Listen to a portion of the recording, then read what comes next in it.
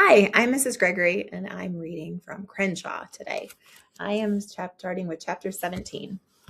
Robin was waiting for me in the hallway, sitting crisscross applesauce. Her stuffed armadillo Spot was in her lap. I took her hand and led her back to her bedroom. Her rainbow nightlight painted stripes on the ceiling. I wished I had one in my room, although I'd never admit it.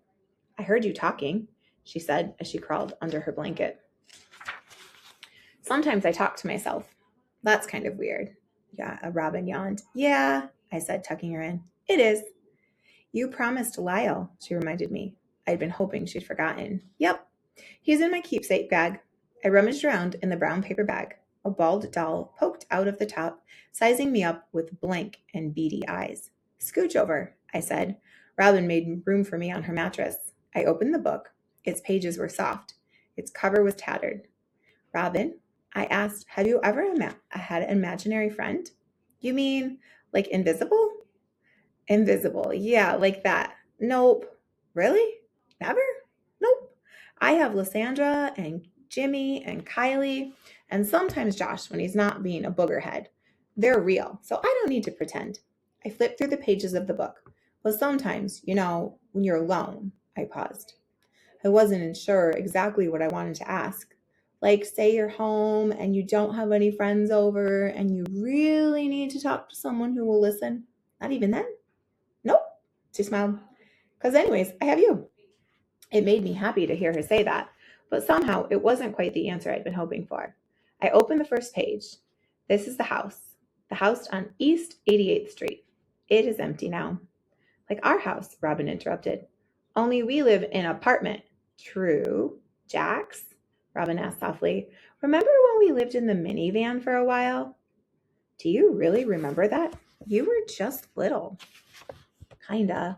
I kinda remember, but not really. Robin made Spot do a little dance on her blanket. But you told me about it, so I was wondering.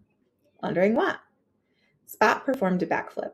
Wondering if we're going to have to live there again, because where would we go to the bathroom? I couldn't believe it. Robin was just a kid. How had she figured out so much? Did she spy on our parents the way I did? Robin sniffled. She wiped her eyes with Spot. I realized she was crying without making any noise. I miss my things, and I don't want to live in a car with no potty, and also my tummy keeps growling, she whispered. I knew what to tell her. She needed to hear the facts. We were having money problems. We were probably going to have to leave our apartment. We might even end up back in our minivan. There was a good chance she'd have to leave all her friends behind. I put my arm around Robin and I hugged her close. She looked up at me and her eyes shimmered. You need to tell the truth, my friend. Don't be ridiculous, I said. We can't live in our car. Where would we put our popsicles? Besides, Aretha and Dad snore like crazy. She laughed. Just a little. You worry too much, girl. Everything's fine, I promise. Now let's get back to Lyle. Another sniffle. A nod. Hey, fun fact about crocodiles, I said. Did you know that a bunch of them in the water is called a float? Robin didn't answer. She was already sound asleep, snoring softly. Me? I couldn't sleep. I was too busy remembering. Part 2. Mashed potatoes are to give everybody enough. A hole is to dig. A first book of definitions. Chapter 18. I guess becoming homeless doesn't happen all at once.